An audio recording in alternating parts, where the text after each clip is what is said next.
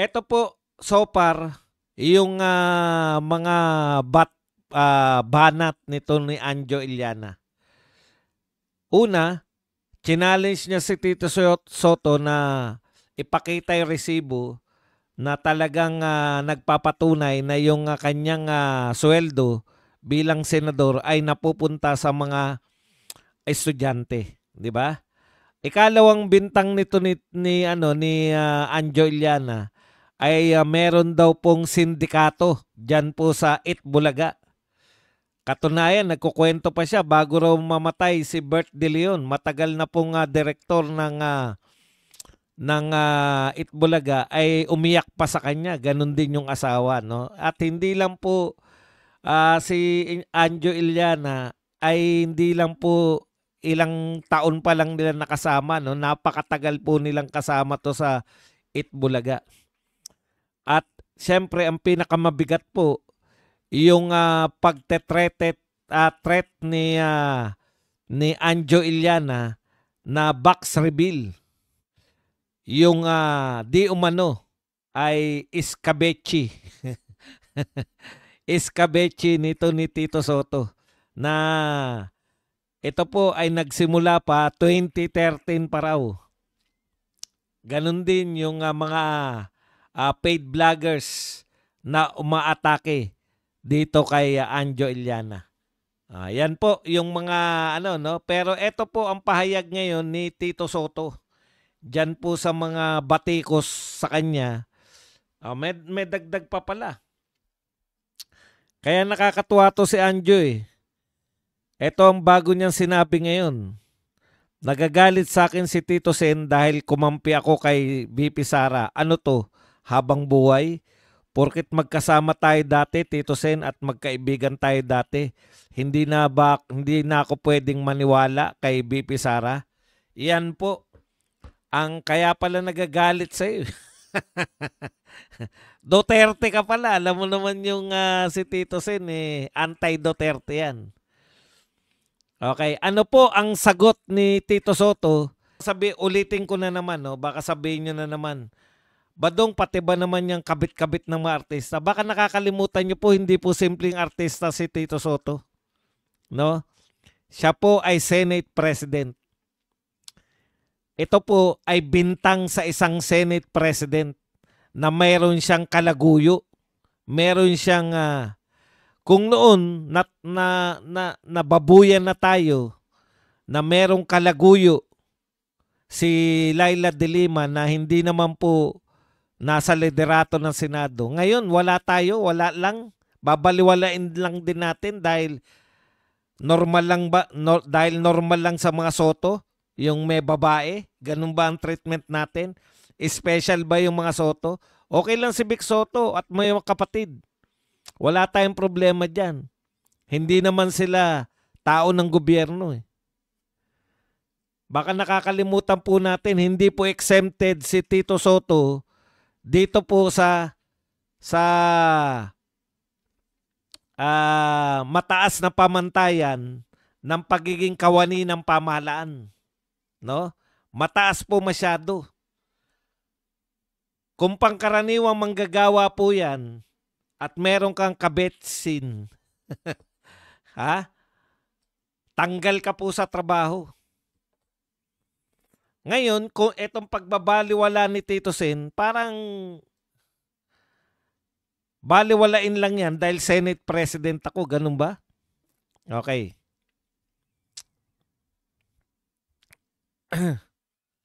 Ito po ang sagot niya ni Tito Sen.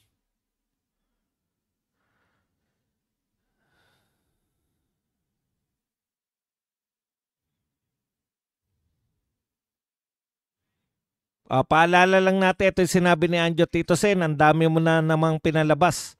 Yung mga bayaran mo sa mga vloggers, gusto mo i-reveal ko na muna mula 2013 kung sino po yung kabit nyo. Tito Sen, sige lang, banatan nyo lang ako at marami pa akong ilalabas. Ito po ang sagot ni Tito Sen, huwag nyong pansinin at nagpapapansin yan. Pati ba naman showbiz at paninira, papatulan natin. Itaas natin ang level ng Senate President. Alam nyo, meron kaming Tatay Digong na naging presidente ng Pilipinas. Alam nyo po ba kung bakit ako bilib na bilib kay Tatay Digong? Lalo na sa kanyang talk to the people. Yung talk to the people po kasi lahat ng binabato kay Tatay Digong, natatandaan nyo pa yon yung nanonood tayong talk to the people. Lahat ng binabato sa kanya, maliit man o malaki, sinasagot niya ron sa talk to the people. 'Di ba? Hindi po siya nagdedemanda, wala po siyang dinidemanda. Pero pati po yung mga natatandaan ko yung sinasabi nila Trillanes na babatukan, sasapakin, sinasagot ni Tatay Digong yan. Nasanay po tayo na para igalang ka, para maging kagalang-galang ka, kinakailangan nililinaw mo yung issue. Ito ay sinabi ni Anjo Iliana sa TikTok at maraming nakanood. Hindi mo po pwedeng sabihin sinisiraan lang ako niyan. Mataas po ang posisyon nyo. Yung presidente nga dati, lahat ng paninira sa kanya sinasagot niya. Lalo na kung sikat na tao to. Hindi po pwede na babaliwalain ninyo. Alam nyo po ba yung ibig sabihin ng kung sa inyo po baliwala yun, yung kabit-kabit issue dahil soto kayo di ba? Baliwala sa inyo yung pero sa amin pong pangkaraniwan tao, hindi po yun. Lalo na po sa mga manggagawa ng gobyerno. Hindi po inaalaw na may kalaguyo. Sagutin nyo ng maayos. Pinakamaganda, ipatawag ninyo para linisin talaga yung pangalan nyo. Kung ayaw nyo sagutin, nabababawang kayo kay Anjo Iliana, ipatawag nyo sa committee si Anjo Iliana mismo para doon niya ipaliwanag at na masagot ninyo. Doon lang po kasi wala po eh. Lalo pong lumulubog yung kredibilidad ninyo. Parang ang binabaliwala nyo yung bintang na yung kabit-kabit baliwala lang, hindi malalang krimen. Malalang krimen po yan. Dahil po yan ay moralidad ang pinag-uusapan.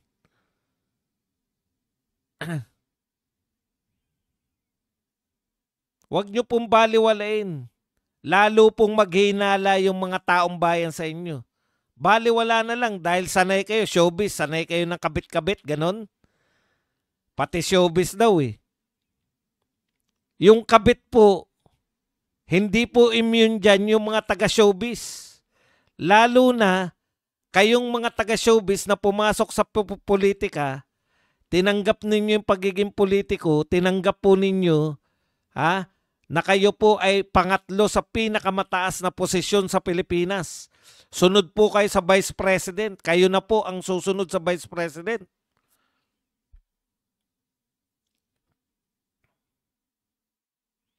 Hindi naman po pipitsuging vlogger yung nagbibintang sa inyo. Dati rin pong mga tao ng gobyerno yan. Kung di ako nagkakamali, naging vice mayor pa yan si Anjo Iliana. Alam niya po kung paano maging public official. Binabaliwala ninyo. Pepsi Paloma, hindi nyo naman at least yun, matagal na, di ba? Eto, binintang sa inyo ngayon, no?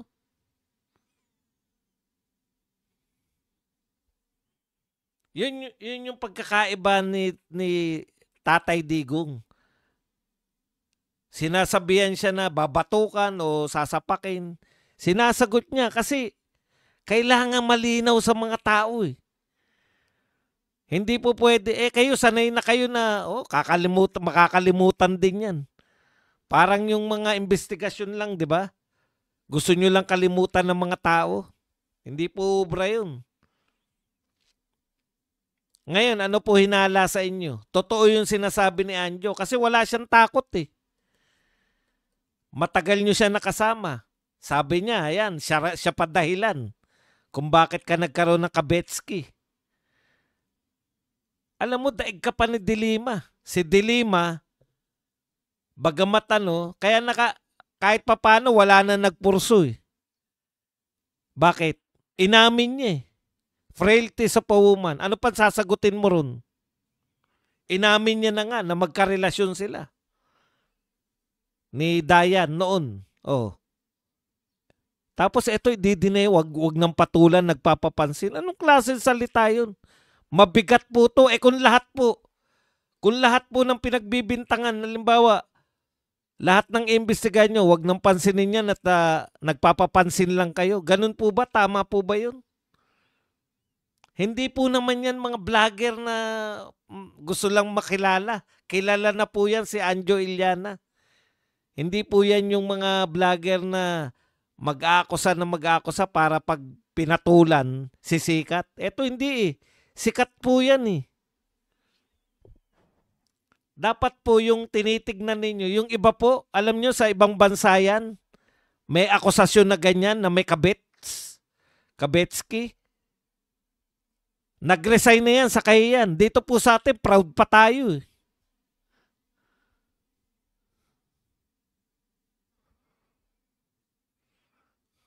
Anong klaseng sagot yan? Huwag nang patulan yan. Dahil nagpapapansin. Hindi po tama yun. Mataas po ang tingin dapat sa inyo. Dahil pangatlo kayo. Kailan nyo sasagutin yung bintang na yan? Saan? Si BP Sara, hindi niya po inatrasan yung tanong sa confidential fund. Taliwas sa mga pinagkakalat nitong mga makatkatandila. Ang sinasabi ni BP Sara, sasagutin namin yan sa right forum. Kayo, Mr. Senate President, saan nyo po sasagutin yung bintang na may kabit kayo? Anong proper forum? At totoo yun, sinasagot ni BP Sara sa COA, sasagutin niya sa impeachment. Oh.